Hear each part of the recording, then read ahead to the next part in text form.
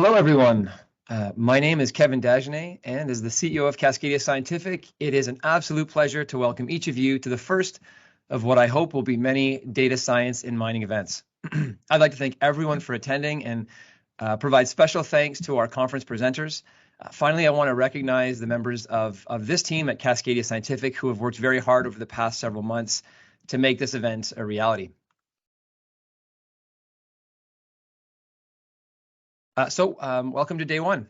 Before I continue with my presentation, I would like to introduce today's topic, examining the data science revolution in the mining industry. This common thread will be woven into all of the talks presented today, and we're very fortunate to have some exceptionally talented speakers. Immediately following me, we'll hear from Dr. Payam Ramdel, who is the Director of Advanced Analytics at Equinox Gold. He'll be speaking to us about the challenges facing data scientists in mining. After Payam, we'll hear from Ben Weber, Principal Partner Solution Architect at AWS. He'll discuss how the cloud will enable the next generation of mining. AWS has certainly supported and enabled the growth of our business. They've been a great partner. And following Ben, our own Ted Singh, he leads software development at Cascadia. He'll be discussing pathways from data capture to value creation. And then after the speakers, to complete the session, current and future Cascadia Scientific platform subscribers will be invited to participate in some platform training. That's going to start at around about 2 p.m. This afternoon. The theme of this conference is Unite Your Data, and I believe this imperative perfectly captures the challenges facing data practitioners in our industry. As a rallying cry or a mission statement, this points to a future state where new and disruptive capabilities are unlocked when data sources are united and interrogated in new and powerful ways. It's not a simple task because it's not enough to unite our data technically, as in where it's stored or how it's organized. We really need to look at uniting our data in its purpose. And certainly for this industry, that purpose is to direct actions towards sustainable, ethical, and efficient resource extraction, and eventually the reclamation of natural environment. Each of the speakers you'll hear from over the next 2 days are individually tackling these issues and are collectively advancing the state of data science and mining. And so as we open DSIM 2022, I invite each of you to join them and me in taking up this cause to unite your data. So very much in keeping with that theme, today I am pleased to have this chance to share details of a key strategic initiative for Cascadia Scientific through the back half of 2022, and that is the construction of a unified model for mining haulage operation and related tools for extracting value from that model. The unified model will provide participating sites the ability to derive decision intelligence for their own operation from machine learning tools that have been trained with data captured globally. What makes this initiative unique and special to me is that it offers our platform subscribers an opportunity to securely contribute to the project while benefiting from their own contribution, but also the contribution of others. And this is truly just a great example of uniting our data. So what is the unified model? There's a lot happening on this slide, and we're going to revisit this slide a little later in the presentation. But generally, the idea is to find ways to increase the utility and predictive power of machine learning models by leveraging a larger and more diverse data set safely and securely and anonymously between organizations. And so through this talk, I hope to demonstrate what's possible with this approach. So before I go too much deeper into the unified model, I think it makes sense to discuss the models we've been training historically and go from there.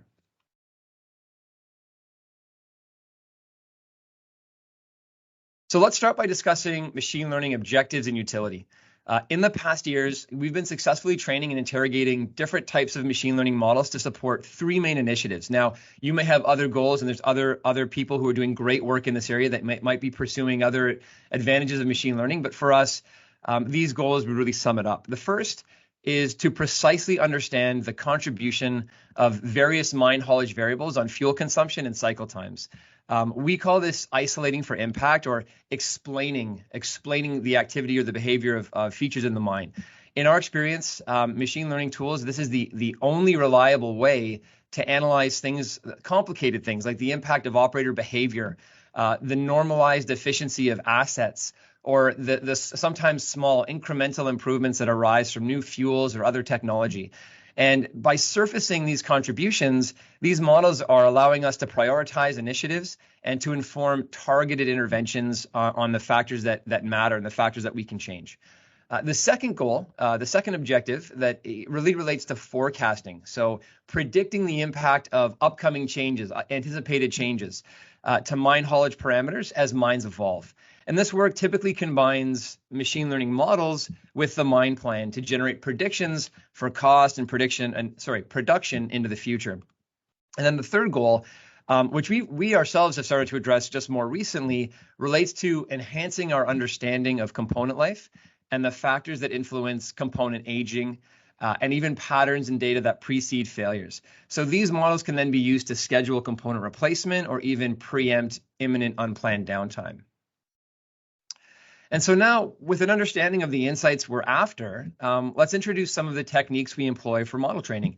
And it's worth noting that these techniques are the same and would apply equally to standalone models and this unified approach I'm preparing to discuss. So let's start by talking about model selection.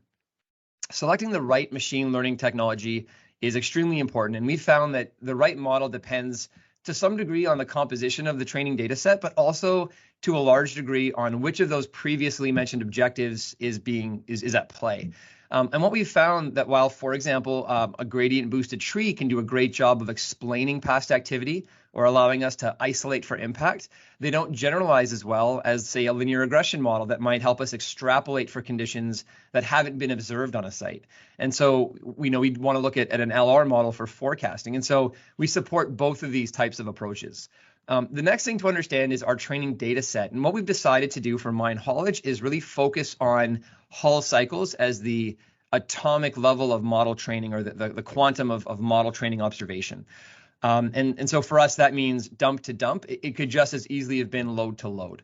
And then, of course, each of those cycles has to be characterized with the information that's going to help the model learn. And so for us, really all of our models include fuel use and cycle time because those tend to be the most commonly targeted model training outcomes. And then in addition to that, there's a number of continuous variables, including payload, distance, vertical travel. These things always feature prominently in our model because of their predictive power. And then on the discrete side, we bring in things like the operator ID, the equipment ID, perhaps the area of the mine where the work was actively taking place, and then some idea of a time frame helps us as well. And then from time to time, we'll actually work with customers to bring in some additional element that they're looking to evaluate. It could be a new fueling or a new ECM tuning. And so these are the data elements that we use for training the models. And so, very quickly, what you would get out of it is something like what you're seeing here. Now, if you're not an ML expert, don't worry. You don't have to be. Really, all you need to do to start engaging with these models is choose a number of trucks, a time range, and a model target. And that's it. And from there, the system would take care of the rest. And so what you're seeing here, in the top left, we can just see kind of a ranking of first to worst in terms of fuel efficiency. This was a model trained on predicted fuel.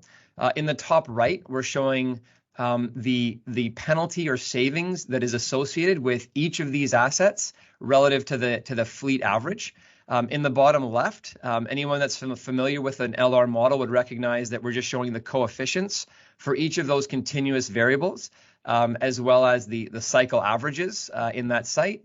And then in the bottom right side, we have a radial plot that's quite helpful in expressing the normalized relative contribution of each of those factors. And so that can very quickly and visually communicate where to put your attention, what's most important to focus on. We'd also normally have a simulation area below. So at this point in my talk, it's my hope and my goal that if you're listening, you have now a basic understanding of why we train ML models, what information is used for model training, and the way that our model consumers are able to interact and interrogate with the models themselves. And I'm specifically hopeful that you might now be thinking to yourselves about the types of things you might want to do if you had this type of information at your fingertips. And so if I've succeeded in that goal, now would be a good time to introduce some of the shortcomings of the approach that we face without a unified model. And so what are the limitations when our model training is limited to data collected from a single site? The first relates to the fact that many mines run a highly homogeneous operation. When an input quantity doesn't vary significantly, a machine learning model is not likely to appreciate its full impact on the outcomes. So I'll look at payload as a perfect example. Many mines very tightly control how much load is put in the dump body. And so because it's held so constant, it's unlikely that machine learning models can fully appreciate the extent of impact if they were varied more significantly. Another main shortcoming is that these models trained on a single site, they're not going to support industry comparison or operational benchmarking. Basically, if you've trained a model at your site, it's not going to tell you very much about what's happening down the road, let alone across an ocean.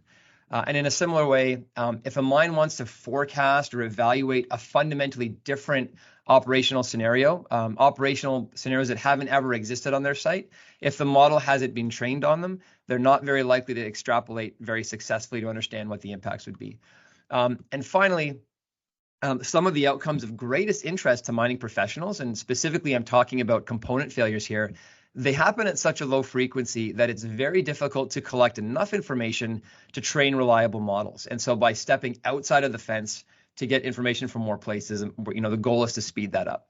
So let's get back to that unified model slide. So there's the structure of a singular model where we have mobile equipment feeding our cloud infrastructure, being trained into a machine learning model and providing insights back to the customer.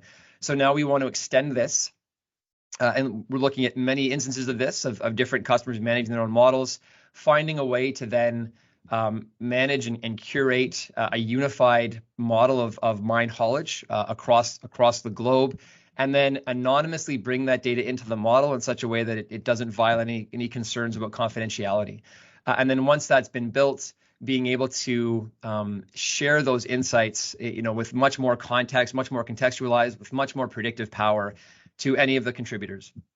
And so that is the goal of what we're trying to build. And so if we go back to the slide 2 slides ago that talked about some of the shortcomings, we can see that we're addressing all of them. So a model that was blind to the impact of variables that didn't deviate will now have a chance to understand the impact of seeing those things varied across other operations. Obviously, industry comparables and benchmarking would be a natural conclusion of this approach. Poor predictive ability for untrained haulage profiles. Well, you're certainly going to see, unless you're doing something that's truly novel and never been done before, you'll start to see what happens when significant changes are made and what they did for other locations. Those rare outcomes of component failure, those will happen proportionally to the number of assets under monitoring. And so really all of those main deficiencies are going to start to fall away as we move into a unified haulage model.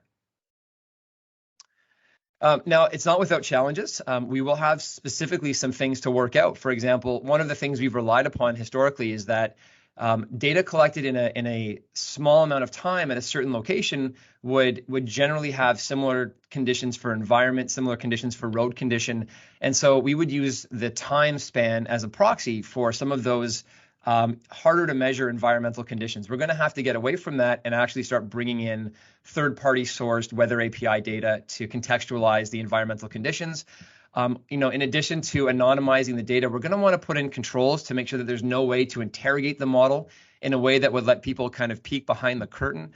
And of course, with this much more data in the model, we're going to have to deal with needs for compute power and likely look at longer training times and these kinds of things. But, I think these are challenges that we're prepared to take on, and we're looking forward to that challenge in the back half of this year. So with this, I'll conclude and hand it off to the next speaker, but just a few things to leave you with.